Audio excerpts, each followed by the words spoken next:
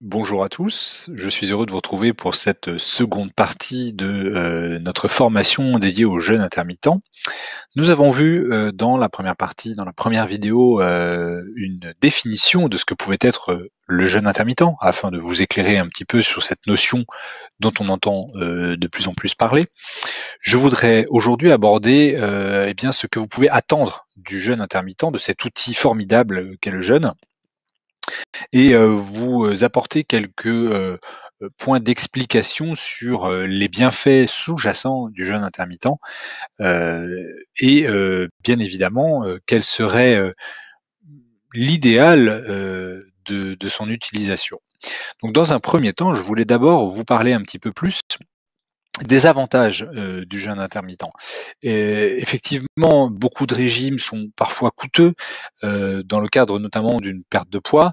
Vous êtes amené à acheter un certain nombre de produits qui peuvent, des produits alimentaires, qui peuvent effectivement revenir cher pour des personnes ou des familles qui n'ont pas forcément les moyens de s'offrir ces aliments-là. Eh bien, sachez que le jeûne est accessible à tous. C'est ça qui est formidable. Vous ne mangez pas, donc vous n'avez pas besoin d'acheter quoi que ce soit. Donc c'est un outil qui est gratuit et simple à mettre en œuvre dans le cadre de votre vie de famille. Concrètement, que vous soyez mère au foyer, père actif, mère active, que vous ayez un agenda chargé ou non, que vous travaillez plutôt le soir plus que le matin, que vous ayez très faim le matin ou plutôt très faim le soir. En fait, vous pouvez mettre en place certains protocoles, donc de jeûne court, comme on a vu tout à l'heure, hein, de jeûne qui vont s'adapter à votre vie de tous les jours. Vous pouvez soit donc sauter le petit déjeuner, soit sauter le dîner, soit sauter le déjeuner en fonction de votre agenda. Ça ne coûte rien effectivement puisque vous n'avez aucun produit à acheter, simplement avoir un petit peu d'eau à disposition, éventuellement salée pour les jeûnes plus longs, mais je reviendrai sur ce point. C'est donc un outil exceptionnel, simple, gratuit et pratique à mettre en œuvre dans votre vie de tous les jours. Évidemment, c'est un outil puissant. C'est un outil puissant tout simplement parce que le jeûne vous apporte des résultats quasi immédiatement, à quelques exceptions près. Aujourd'hui, quand vous utilisez le jeûne pour la première fois, vous verrez immédiatement les premiers résultats apparaître, des bienfaits aujourd'hui reconnus par la science, mais qui sont visibles dès les premiers jeûnes. N'oubliez pas que lorsque vous jeûnez la nuit, le matin vous vous réveillez, c'est un petit peu compliqué. Quand votre corps sera habitué au jeûne, vous verrez une nouvelle dynamique, une nouvelle énergie dès le matin au réveil, et quel que soit le protocole choisi. Effectivement, plus la durée de jeûne est importante, plus les résultats visibles sont accessibles dès les premiers jours, dès la première application du jeûne.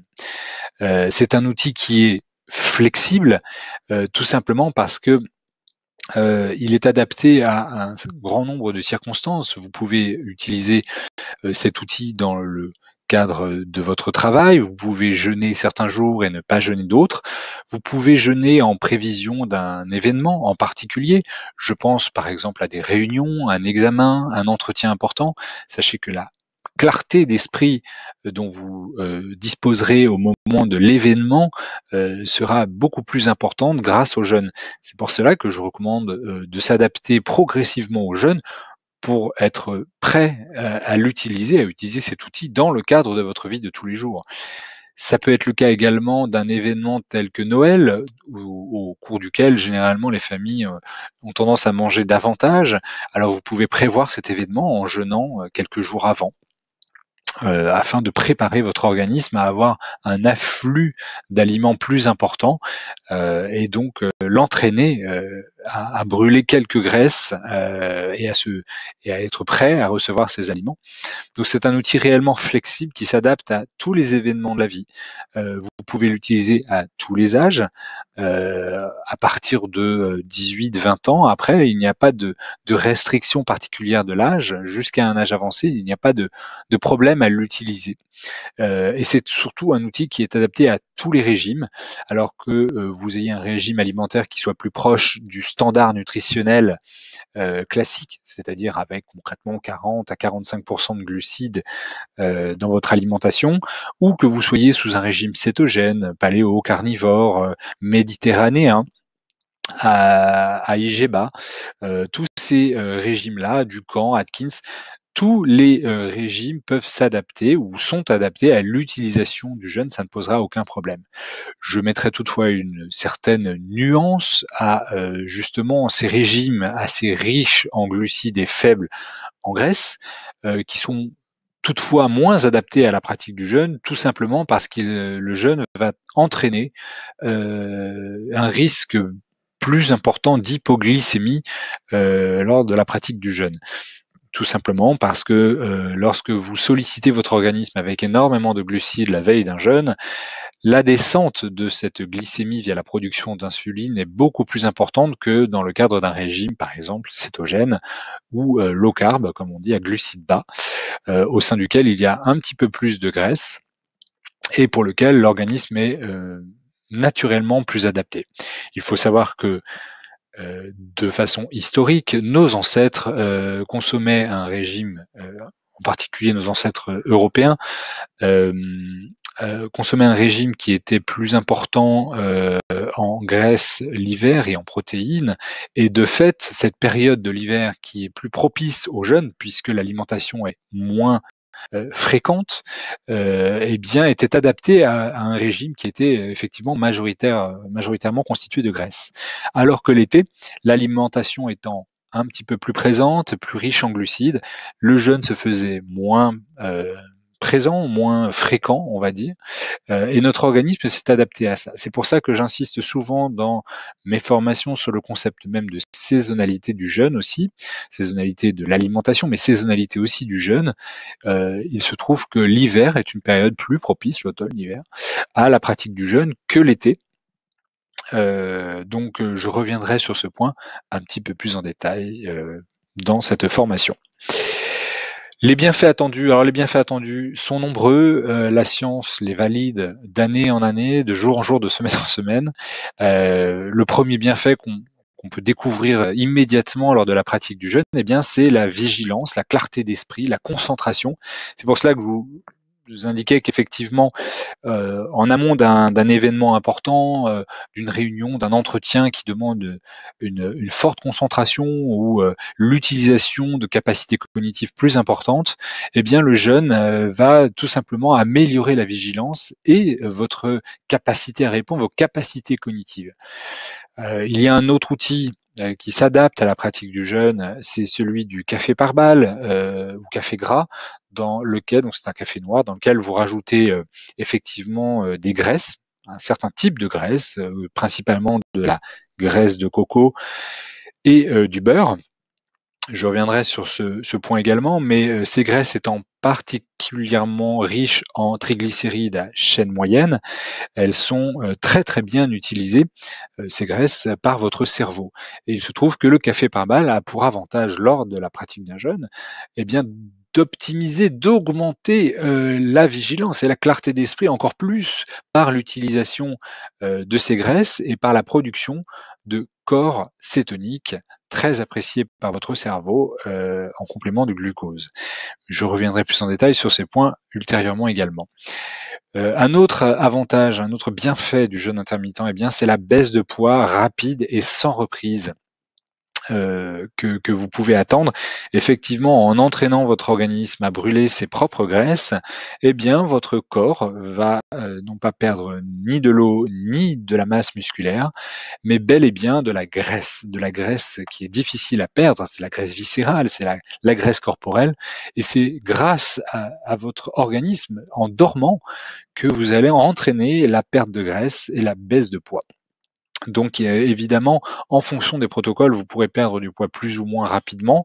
Il se trouve que le protocole OMAD, donc avec un repas par jour, ou le protocole du jeûne alternatif, qui donc va alterner un jour avec une période de jeûne et un jour sans, eh bien va entraîner des résultats sur la perte de poids assez rapides.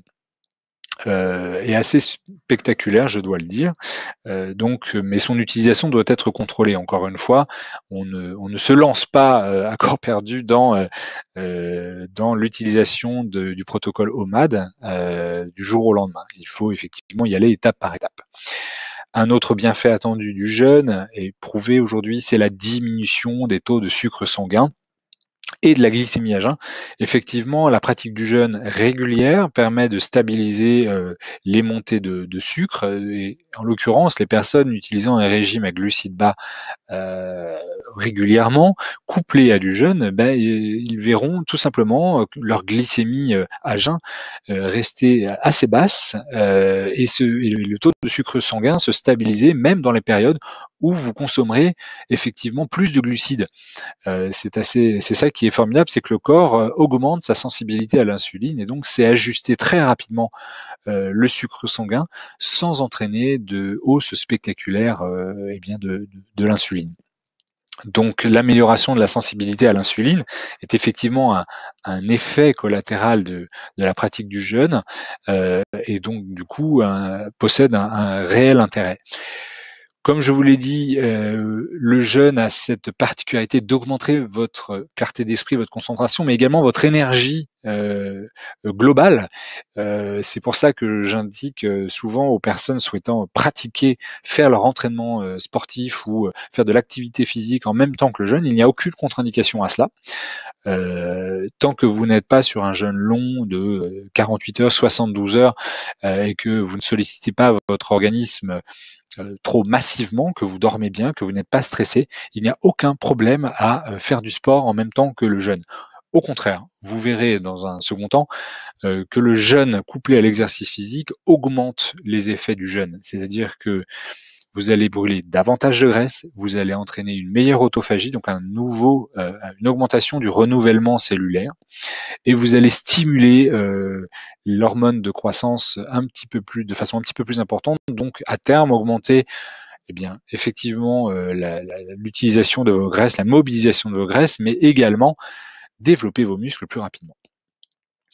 Un autre point important du jeûne, je pense en particulier aux personnes souffrant de pathologies cardiaques ou ayant un peu trop de tension, sachez que de manière générale, le jeûne diminue vos taux de cholestérol. Alors je pense en particulier au cholestérol LDL et VLDL. Donc c'est la particularité du jeûne, c'est qu'il va pousser votre cholestérol HDL à monter légèrement, mais surtout votre cholestérol LDL à baisser un petit peu. C'est surtout très visible au niveau des triglycérides puisque le jeûne stimule l'utilisation des triglycérides en priorité. C'est donc un outil exceptionnel pour la diminution des taux de cholestérol naturellement. C'est pour cela que je privilégie toujours d'en parler, notamment lorsque vous avez une pathologie cardiaque, d'en parler à votre médecin, et en particulier si vous êtes sous l'utilisation de statines, sachez que de très nombreuses études aujourd'hui montrent que le jeûne s'avère plus efficace que les statines dans la diminution du taux de cholestérol. C'est pour cela que je vous invite à en parler en priorité à votre médecin. Un autre point important, c'est que le jeûne stimule donc les facultés cognitives et prévient la maladie d'Alzheimer en stimulant, comme je viens de vous le dire, la neurogénèse, donc la fabrication de nouveaux neurones. Et oui, parce qu'on s'est aperçu il y a peu de temps que contrairement à une idée reçue, les neurones peuvent se régénérer même à un âge très avancé. Et la maladie d'Alzheimer, c'est une destruction progressive de vos neurones. Et le jeûne a pour particularité de prévenir cette maladie, mais également de permettre une certaine forme de rémission quand il est couplé à d'autres pratiques de vie spécifiques. Je pense en particulier encore une fois à l'exercice physique, aux exercices cognitifs, au régime à glucides bas et en particulier cétogène. Quand ces éléments-là sont couplés au jeûne intermittent, effectivement, les résultats sont assez probants. Je reviendrai encore une fois sur ce point un petit peu plus tard. Le jeûne a également un bienfait important, c'est celui d'augmenter l'espérance de vie en bonne santé. Et oui. Aujourd'hui, le principe même de l'autophagie, c'est de permettre le renouvellement cellulaire. Le jeûne stimule l'autophagie, le jeûne stimule la mitophagie, hein, le renouvellement de nos cellules énergétiques, de la partie énergétique de nos cellules, pardon. De manière générale, le jeûne stimule une voie métabolique de régénération qu'on appelle AMPK. Et donc cette voie de régénération cellulaire qui s'oppose à une autre voie qui, elle, est celle de la croissance qu'on appelle mTOR, eh bien, a pour fonction de nous permettre d'augmenter notre espérance de vie en mobilisant d'une part nos graisses corporelles, en utilisant nos protéines et en les recyclant, et de permettre effectivement une augmentation théorique de notre espérance de vie en bonne santé. Pourquoi en bonne santé? Puisque je me plais à le répéter dans mes articles et de manière générale sur le blog de Nutritic, l'espérance de vie en bonne santé est une composante essentielle, beaucoup plus importante que l'espérance de vie elle-même. Puisqu'aujourd'hui, même si notre espérance de vie est plus importante, je suis assez dubitatif quant à la qualité de vie des personnes ayant une espérance de vie plus importante. C'est cette espérance de vie en bonne santé qui est un facteur prépondérant de la qualité des pratiques et des disciplines de vie utilisées. Et donc j'insiste bien sur le fait que l'espérance de vie doit être une espérance de vie en bonne santé et non pas une espérance de vie en manque d'autonomie ou assistée ou handicapée, puisque dans ce cadre, l'espérance de vie n'est pas un facteur favorable à la vie de l'homme. Il se trouve, et je le répète, que nous n'avons pas mécaniquement augmenté notre espérance de vie théorique en bonne santé, puisque nos ancêtres, notamment au Paléolithique, avaient une espérance de vie en bonne santé supérieure à la nôtre aujourd'hui. Nous avons aujourd'hui une espérance de vie théorique plus importante, mais elle n'est pas considérée comme étant une espérance de vie en bonne santé. C'est pour ça que j'insiste sur cette logique que le jeûne a de nous garantir une espérance de vie en bonne santé plus importante. Alors encore une fois, c'est théorique, mais il contribue, parmi d'autres disciplines de santé, à nous permettre de rester en pleine forme plus longtemps. Comme je viens de vous le dire, le jeûne ralentit et inverse le processus de vieillissement. Effectivement, normalement, un être humain qui est à l'équilibre entre l'apport d'énergie et le renouvellement cellulaire possède un corps tout neuf tous les 7 ans. Il se trouve que le jeûne permet d'optimiser ce renouvellement cellulaire, alors que quelqu'un qui mange 3 à 4 fois par jour, 5 fois par jour pendant toute sa vie, eh bien verra son renouvellement cellulaire ralenti et donc le vieillissement accéléré. À cela, plusieurs facteurs viennent s'intégrer. Il s'agit principalement des facteurs pro-oxydants et pro-oxydatifs de manière générale. Donc une alimentation déséquilibrée, une alimentation riche en glucides, une alimentation riche en graisses végétales, et en particulier lorsqu'elles sont cuites, contribue à augmenter, à accélérer le vieillissement, à l'instar d'un manque d'activité physique et d'une sous-utilisation de vos muscles et de vos os, va accélérer le vieillissement. Eh bien, sachez que le jeûne permet d'optimiser les processus de rajeunissement et donc mécaniquement de stimuler ces processus de façon régulière. Enfin, un dernier point, et non des moindres, le principal, si j'ose dire, c'est que le jeûne diminue massivement l'inflammation dont votre corps fait l'expérience parfois très fréquemment. On parle alors d'inflammation de bas grade ou d'inflammation chronique. Eh bien, le jeûne a pour fonction de diminuer cette inflammation. Alors que vous souffriez d'une maladie auto-immune, d'arthrose, d'ostéoporose ou de maladies vraiment inflammatoires, comme la maladie de Crohn par exemple, eh bien, sachez que le jeûne va vous permettre de diminuer, voire même de mettre totalement en pause cette inflammation. C'est effectivement un point très important du jeûne intermittent. Alors les mécanismes impliqués, j'en ai déjà parlé un petit peu. D'abord, les mécanismes, stimulent votre hormone de croissance. Ça va effectivement, c'est un processus qui va augmenter la capacité de votre corps à se régénérer, certes, mais à se reconstruire. Donc c'est pour ça qu'il y a cette utilisation de l'hormone de croissance IGF-1 qui va effectivement permettre à vos cellules de se mobiliser pour augmenter le renouvellement de la dite cellule. Donc, effectivement, comme je l'avais évoqué, lorsque vous couplez le jeûne à l'exercice physique, en particulier au lever de poids, eh bien, vous allez stimuler à la fois la perte de poids, à la fois la prise de masse musculaire. Le jeûne stimule la réparation cellulaire via l'autophagie. Donc, quand vous jeûnez, vos cellules commencent ce processus de réparation. Et donc, vos cellules vont digérer et détruire tous les déchets cellulaires qui occupent une partie de votre corps. C'est un processus naturel, la réparation cellulaire. Or, plus vous mangez, plus cette alimentation est riche en énergie, plus vous freinez la réparation cellulaire. Plus vous jeûnez, plus vous stimulez la réparation cellulaire. Il se trouve que jeûner doit être un équilibre entre la consommation d'aliments qui sont destinés à vous permettre de croître, d'augmenter votre masse musculaire par exemple, et le jeûne qui va vous permettre de réparer les dégâts réalisés par la vie ou par l'exercice physique par exemple. Et donc c'est cet équilibre subtil, cette homéostasie à laquelle je fais souvent référence, qui vous permet donc d'entraîner un mécanisme d'équilibre de votre organisme. Enfin, le jeûne stimule l'expression génétique. Effectivement, vous avez des leviers génétiques qui sont inactivés ou activés dans votre organisme. Eh bien, le jeûne permet un changement drastique de la fonction de vos gènes. En particulier, c'est ceux liés à la longévité et à la protection contre les maladies. Donc, vous avez effectivement ces leviers. L'alimentation peut stimuler, activer des leviers délétères, alors que le jeûne va activer des leviers de prévention et de protection de l'organisme. C'est donc ça qui est intéressant. Aujourd'hui, on sait que le cancer est une maladie métabolique grave qui peut être stimulée en partie par une surconsommation de glucides, puisque un grand nombre de cancers sont activés par l'utilisation du glucose.